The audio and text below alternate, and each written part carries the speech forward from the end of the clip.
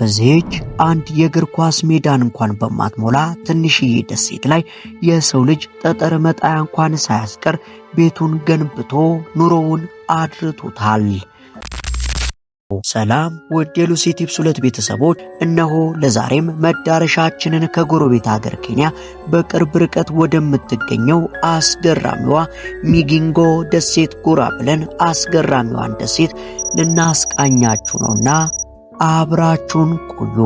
የአፍሪካ ትልቁ ሐይቅ የሆነው የቪክቶሪያ ሐይቅ በውስጡ 3 ገናና ደሴቶች የያዘ ሲሆን እነዚህም ሲንጎ፣ ሚጊንጎና ፒራሚድ ይሰኛሉ። ፒራሚድ የተሰኘችው ከነዚህ መሃል ትልቋ ስትሆን ሲንጎ ደግሞ በዛፎች የተጠቀጠቀች የዱር እንስሳትና የአዋፋት መፈንጫ ናት።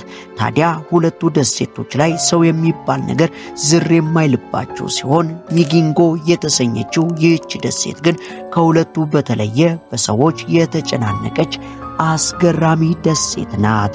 ስፋቷ ከሩብ ሄክታር ወይንም አንድ የእግር ኳስ ሜዳን ይስተካከላል። ታዲያ ቢያንስ እስከ 500 የሚደርሱ ሰዎች እንደሚኖሩባት የሚነገረው ይህች ደሴት በርካታ ባሮችና ሬስቶራንቶችን እንዲሁም ሱቆችን ዋጥ አድርጋ ይዛለች። ሚጊንጎ ደሴትን ከርቀት ሆኖ ለሚመለከታት እንግዳ ሰው እንደው በቪክቶሪያ ሐይቅ ላይ የምትንሳፈፍ የብረት ቅርፊት ያላት ግዙፍ ኤሊ እንጂ ደሴት ናት ብሎ ለመናገር ይከብደዋል። የሚሆነው ታዲያ በሰርጎ ገብ የገቡት ነዋሪዎቿ ጠጠር መጣያ ሳያስቀሩ አጠጋግተው በሰሯቸው የመኖሪያ ቤቶች ጣሪያ ምክንያት ሲሆን ይህም አሁን ላይ ሚጊንጎ ደሴትን ዓለማችን ላይ ካሉ ብዙ ሰዎች ተጠጋግተው ከሚኖሩባቸው ቦታዎች መካከል አንዷ እንድትሆን አድርጓታል። ታዲያ ይህችን ከብዙ ዓመታት በፊት ማንም የማይኖርባት ባዶ ደሴት የነበረች ስፍራ አሁን ላይ በሰዎችና በቤቶች ተጨናንቃ ሸክም የከበዳት ደሴት መስላለች። ታዲያ ለዚህ ሁሉ መነሻ የሆነው በሚጊንጎ ደሴት ዙሪያ ያሉ አሳዎች ሲሆኑ በ1990ዎቹ አሳ አጥማጆች ሚጊንጎ አካባቢ ባለው የሐይቅ አካል ላይ ብዙ አሳዎችን እንደሚያጠምዱ ስለተረዱ በዛ አካባቢ ላይ አሳ ያጠምዱ ጀመር። በዚህም ቀስ እያሉ ለስራቸው ያመቻቸው ዘንድ እዛው አካባቢ አሳ ሲያጠምዱ ኳሉ በኋላ እዛው ደሴቱ ላይ አዳራቸውንም ያደርጉ ጀመር። ይህንን የሰሙ ሌሎች ሰዎች ከ2000 ካሬ ሜትር በማትሞላው የደሴቲቱ ስፍራ ላይ ይሰፍሩ ጀመር። ታዲያ እንዲህ ያለ የጀመረው የሚጊንጎ ታሪክ አሁን ላይ በነዋሪዎችና በቤቶች ተሞልታለች። ስለዚህች ደሴት ሌላኛው አስገራሚ ነገር የተለያዩ ባህላት በውስጧ አብረው መገኘታቸው ሲሆን አብዛኛዎቹ ነዋሪዎቿ ኬንያውያን ቢሆንም ኡጋንዳውያንና ታንዛኒያውያንም በሚጊንጎ ደሴት ላይ የድርሻቸውን ይዘዋል። ሚጊንጎ ደሴት የምትገኘው በኬንያና በኡጋንዳ ድንበሮች መካከል ሲሆን የባለቤትነት ጉዳይም በሁለቱ ሀገራት መካከል እስከ ቅርብ ጊዜ ድረስ አከራካሪ የነበረ ጉዳይ ቢሆንም የአፍሪካ ህብረት የድንበር ማካለል ኮሚቴ ግን የኡጋንዳን የይገባኛል ጥያቄ አረጋግጦላታል። ይህም በአብዛኞች ዘንድ ተቃውሞን ቢያስነሳም በአሁኑ ሰዓት ግን ደሴቲቷ የኡጋንዳ ባንዲራ ስታውለበልብ ትታያለች።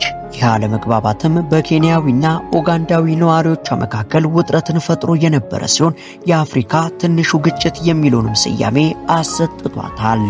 ታዲያ ይህችን በውሃ የተከበበች ትንሽ ደሴት በሁለቱ ሀገራት መካከል ተፈላጊና የግጭት መንስኤ ያደረጋት ዋነኛው ምክንያት እጅግ አስገራሚ የሆኑና የማይነጥፈው የአሳ ሀብቷ ሲሆን በዋነኝነትም የናይል ፐርችና ቲላፒያ የተባሉ ተፈላጊ የአሳ አይነቶች ይገኙባታል።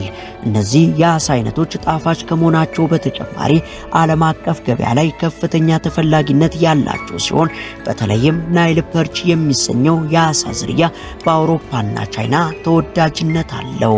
የሚጊንጎ አሳ አጥማጆች በአንድ ሳምንት ውስጥ የሚያገኙት ገቢ ሌሎች የቪክቶሪያ ሐይቅ ላይ ከሚሰሩ አሳ አጥማጆች የወር ገቢ በ3 እጥፍ የሚበልጥ ሲሆን በዓመት ብዙ አሳዎችን ለዓለምና ለምስራቅ አፍሪካ የአሳ አቅርቦት በማቅረብ ትልቅ ሚናንም ይጫወታሉ። ይሞታሉ። ከቪክቶሪያ ሐይቅ አሳ በማጥመድ የሚገኘው ገቢ በዓመት ከ500 ሚሊዮን ዶላር በላይ ሲሆን የዚህን ገቢ ትልቁን ድርሻ የምትወስደውም ሚጊንጎ ደሴት ናት። ዘወትር ጠዋት ላይ ከ100 በላይ ጀልባዎች ሚጊንጎ ደሴት ላይ ያጠመዱትን አሳ መዝነው ለዋና ገዢዎቻቸው ይሸጣሉ። ከዚያም አሳው ወደ አውሮፓ ሀገራትና ለሌሎች ገበያዎች ኤክስፖርት ይደረጋል። ይህም ማለት ይህች ደሴት ከአሳ አጥማጆቹ በተጨማሪ በመቶች ለሚቆጠሩ አጓጓዦች፣ አቀነባባሪዎች፣ ጀልባ ጠጋኞችና የአሳ ማጥመጃ ቁሳቁስ ሻጮች የሥራ ዕድልን መፍጠር ችላለች። ታዲያ ኑሮ ካሉ ነውና ነገሩ ሚጊንጎ አሁን ላይ የሞቀችና የደራች የመኖሪያና የንግድ መንደር ስትሆን የሚጊንጎ ነዋሪዎች በደሴቲቱ ውስጥ አንድ ጠባቂ መንፈስ እንዳላቸው የሚያምኑ ሲሆን ማንኛውም አንድ አሳ አጥማጅ ወደ ሐይቁ አሳዎቹን ለማጥመድ ከመውጣቱ በፊት ጸሎቱን ሳያደርስ ወይንም መስዋዕት ሳያደርግ አይወጣም። ይህንን ጠባቂ መንፈስ ሳያመሰግኑና ሳይጸልዩ ወደ ሐይቁ ሄዶ አሳ ለማጥመድ መሞከር ትርፉ ድካም እንደሆነ የሚነግሩ ብዙ ታሪኮች ከትውልድ ትውልድ ሲነገሩ ቆይተዋል። በዚህም ምክንያት ህብረተሰቡ ባህሉንና እምነቱን እንዲያከብርና እንዳይረሳ ረድቶታል። ታዲያ አሁን ላይም የማይነጥፈው የቪክቶሪያ ሐይቅ አቅሙን እያጣና ቀውስ እያጋጠሙ ሲሆን ባለፉት 4 ዓመታት ብቻ 80% የሚደርሱ የአሳ ዝርያዎቹን ከመጠን በላይ በሆነ አሳ ማጥመድ ምክንያት አጥቷል። ያም ቢሆን ግን ሚጊንጎ ደሴት አሁንም ድረስ ትርፋማ የሆነ የአሳ አቅርቦት ያላት ሲሆን በተጨናነቀውና በተጣበበው የአኗኗር ዘይቤዋ ምክንያት የብዙዎችን ቀልብ የሳበችው ሚጊንጎ ዝናዋ የብዙ ጋዜጠኞች ጆሮ የደረሰ ሲሆን ስለ ሚጊንጎ የሰሙ ዓለም አቀፍ ጋዜጠኞች በየመጽሔቶቻቸውና ድህረ ገጾቻቸው ላይ ስለ ደሴቲቱ አውርተዋል። ስለ ሚጊንጎ ነዋሪዎች የህይወት ፈተናዎችና ውጣ ውረዶች ዙሪያ የሚያጠነጥኑ በርካታ ዘጋቢ ፊልሞች ተሰርተው ለተመልካች የቀረቡ ሲሆን የሚጊንጎ ነዋሪዎች መጀመሪያ ወደ ደሴቲቱ ሲመጡ ድንኳኖችና መደብሮች በየቦታው የሰሩ ሲሆን ቀስ በቀስም በእንጨትና በብረት በመገንባት ደሴቲቷን ሞልተዋታል።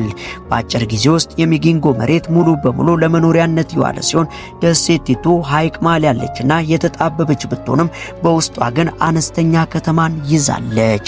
መጀመሪያ ወደ ደሴቲቱ እንደገቡ የሚያዩት ትናንሽ ሱቆችን፣ የስፌት ባለሙያዎችንና የውበት ሳሎኖችን ሲሆን የነዋሪዎቿ የዕለት ተዕለት ፍላጎቶች ወደ ሌላ ቦታ መሄድ ሳያስፈልጋቸው በዛው በደሴታቸው ላይ ይስተናግዳሉ። ታዲያ በመኖሪያ ቤቶች ውስጥም ምንም አይነት መጸዳጃ ቤት ብሎ ነገር የሌለ ሲሆን የደሴቲቱ ነዋሪዎች ሐይቁን እንደ መታጠቢያና መጸዳጃም ይጠቀሙበታል። የደሴቲቱ አንድ ጎን የወንዶቹ ሌላኛውን ደግሞ ሴቶቹ ተደርጎ የተለየ ሲሆን ሚጊንጎ ምንም አይነት የንጹህ አቅርቦት መብራትና ሕክምና የሌላት ደሴትም ናት። ደሴቲቱ የተነጠለችና በባለቤትነት ጉዳይ አለመግባባትን ያስነሳች ብትሆንም ህብረተሰቡ ግን በመቻቻልና በስምምነት ደህንነቱን በተጠበቀ ሁኔታ ይኖራል።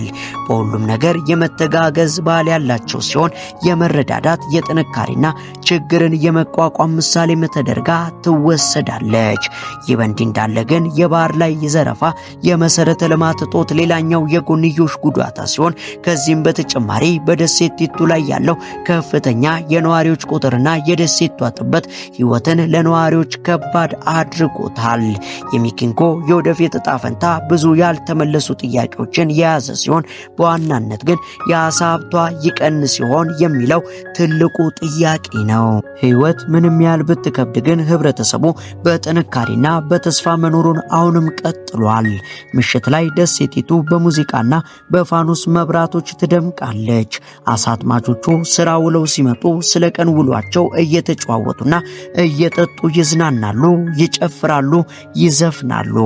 አንዳንድ ጊዜም የካርታ ጨዋታዎችንና ውርርዶችን ያካሂዳሉ። አየሩ ቀዝቀዝ በሚልበት ወቅት እሳት ዙሪያ በመቀመጥ ገንፎ፣ የተጠበሰ አሳና አትክልቶችን እየተመገቡ ምሽታቸውን ያሳልፋሉ።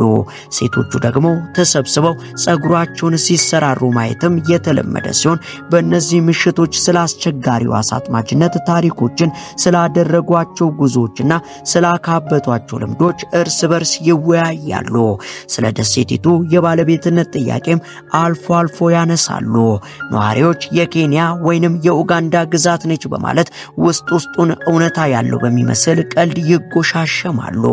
የሚጊንጎ ነዋሪዎች ስዋሂሊ፣ ሉጋንዳ፣ እንግሊዘኛና ሌሎች ቋንቋዎችን የሚናገሩ ሲሆን ብዙ ባህሎች አንድ ላይ ተቀላቅለው የሚኖርባት ቦታም ነች።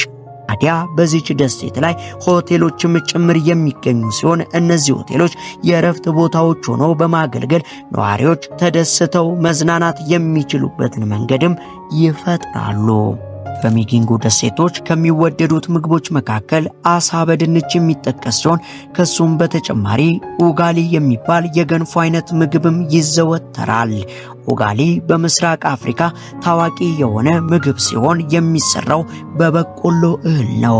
ከአሳ ወይንም አትክልት ጋር መቅረብ የሚችል ጣፋጭና ገንቢ የምግብ አይነት ሲሆን ሌላኛው የሚዘወተረው ምግብ ሱኩማ ዊኪ ይባላል።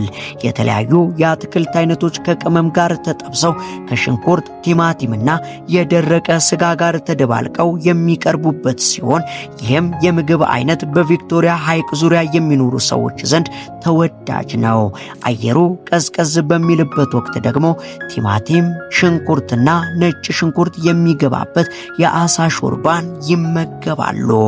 የሚጊንጎ ነዋሪዎችን ሕይወት ለማሻሻል አንዳንድ እንቅስቃሴዎች እየተደረጉ ሲሆን አንዳንድ የበጎ አድራጎት ማህበራት የንጽህና፣ የትምህርትና የሕክምና አገልግሎቶች ተደራሽ ለማድረግ በሙከራ ላይ ቢሆኑም ባሉት መሰረተ ልማቶች ማነስና በደሴቲቱ መነጠል ምክንያት ይህን ጉዳይ በጣም ከባድ አድርጎታል።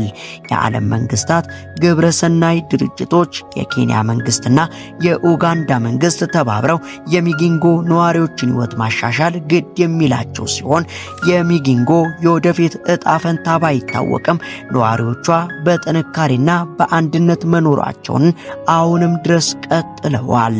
በዚህች አነስተኛ ደሴት ላይ ብዙ ውጣ ውረዶችን አብረው ተቋቁመው በአንድነት ራሳቸውን ማስተዳደር ችለዋል። ታዲያ እኛም ለዛሬ ይህችን ብዙዎችን ያስገረመች ትንሽዬ ደሴት በዚህ መልኩ አስቃኘናቸው።